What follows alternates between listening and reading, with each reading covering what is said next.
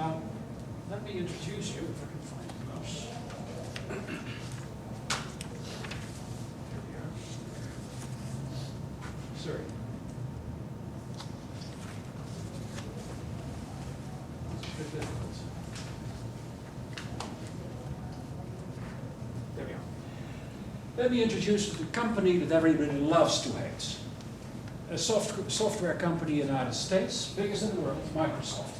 This is Steve Ballmer, the chief executive, who wanted to be different. He wanted to have a unique selling proposition in his own company.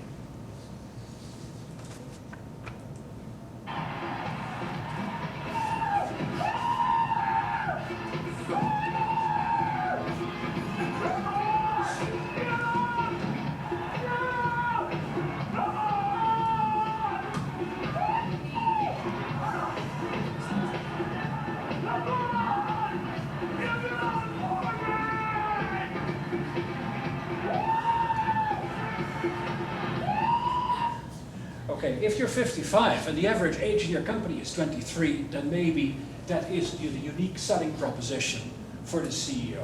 I'm not suggesting you do this, but it illustrates that sometimes you have to do some crazy things to get going. So the final thing is check, measure. Are you right? Is the world still the same as it was yesterday? So once you've found that match, where your product and your customers are happy with each other, don't believe it will stay like that. Check it all the time. You make a marketing campaign, it works, that's okay. Don't believe it will work tomorrow. So, as I said, I would do marketing in 10 minutes, and the 10 minutes are up. So let's just recap very quickly. It's a people thing. It's a social process where you have a product, and in the end, there's people who have to believe in the product and in the advantages that come with the product. It is about people who need something, or really want something. Sometimes they don't know they want it. Sometimes you have to help them a little bit. But that is what marketing is about. We talked about the perception versus the reality. What you think is such and such is not necessarily like that for everybody. We also talked that pushing products to people is maybe not such a brilliant idea. If you can help them to pull your product towards them, life is going to be much, much easier for you and more successful. And finally, we talked about testing and measuring. Now this is all very traditional marketing stuff. Now let's go to the internet. We all know how the internet works. Who does not have an email account here? It's okay, it's not embarrassing not to have an email. We all know how to surf the web? Okay, good. Now, a few questions you must ask yourself, first and foremost, before you start doing marketing on the internet. Why do you want to be there? Do you want to sell a product through the internet? In other words, do you want to make a shop out of the internet? Or do you want to promote the sale in your on-the-ground shop? These are two different things with different approaches. The other thing that you also have to ask yourself is, what is my product? Do I have handbags, which have to be in a physical location somewhere and have to be physically shipped to the buyer? Or do I have a digital product? Now, digital products come in many shapes and forms, but broadly speaking, they come in three categories. One is efficiency. I use the internet mechanics to do something smarter, quicker, and faster than you could otherwise do. Buying an airline ticket is a typical example.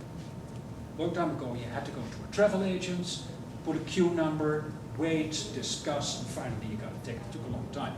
Now you can do it on the internet. That's what we call an internet efficiency product. The second one is a simple product, an e-book that we just discussed. You can buy e-books. You can buy software. You can buy all sorts of digital products. So there's no need to go anywhere. You just download them. And more recently, a new series of products of businesses have emerged in the internet called the niche markets. These are very, very small, very specialized areas that will never be a market in one town or in one country. But the internet is worldwide. So, for example, if people are interested in the betta fish, which is a very specialized little tropical fish, you got a few here, you got a few in America, you got a few in South America. Together, they make a market. On their own, they're just too small to have any retailer or any business person to be very interested. And there are thousands of examples of niche markets. Now, all these things have been made possible by something we now call Web 2.0. The internet, when it started, was really not much more than a glorified catalog. Pretty pictures, you could go from page to page to page, but there wasn't anything you could do. The best you could do was send an email. Well, Web 2.0 has made that completely interactive. I can put information in a place where you can look at it, you can select, you can criticize and change it, Wikipedia, you can select to buy it, Amazon, or you can select to copy it and share it, like in any blog. And there are, again, many varieties of that. Also, another thing that has come out of Web 2.0 is that it has made it much cheaper for all of us to have our own website, our web presence, our web whatever.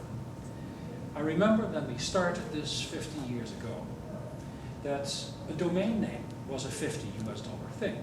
Now you buy them for $7. Hosting would cost me close to $1,000 a year. Now it is, I think, 150 or thereabouts. Prices have come down tremendously.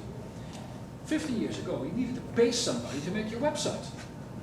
Now, you can do it in one afternoon with all the tools available, and most of them are for free. But I'm running ahead a little bit of myself.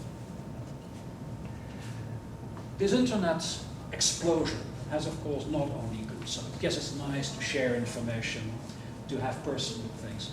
The problem is, and particularly if you run a business, that is important because the money has to keep on coming because you have to live on something, then what happens if the internet goes down? So that is always one of these things. Another problem is because it's so easy to click on a page, the fact that you really have to look at 5 or 10 different pages and compare is something a lot of people do not do.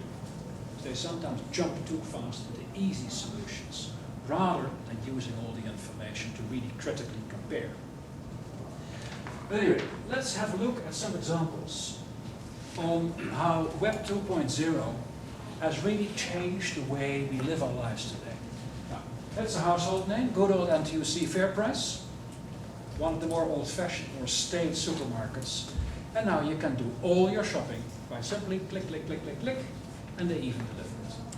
That's a typical example of e-commerce in its most elementary form. Alibaba is a company that started about 10, 12 years ago in Shanghai, driven by a gentleman called Jack Tsai. Today, it is the largest online business-to-business platform where you can make real business deals. You want to buy cameras, one or a container load, not a problem. You want to have things manufactured, not a problem. There's basically everything that is manufactured in countries like China, Malaysia, India, also in the rest of the world. You can find it there. And it is very simple and very quick to make a business deal. 20 years ago, this was sending out letters. DHL made a lot of money out of that problem at the time. You had to travel, letters of credit had to be opened. It was all slow and clumsy and complicated. And if you didn't really trust the other party, you didn't do the business. So things like this have driven international trade to a tremendous level. And what makes it so cool? If your turnover is $100 million, you use this.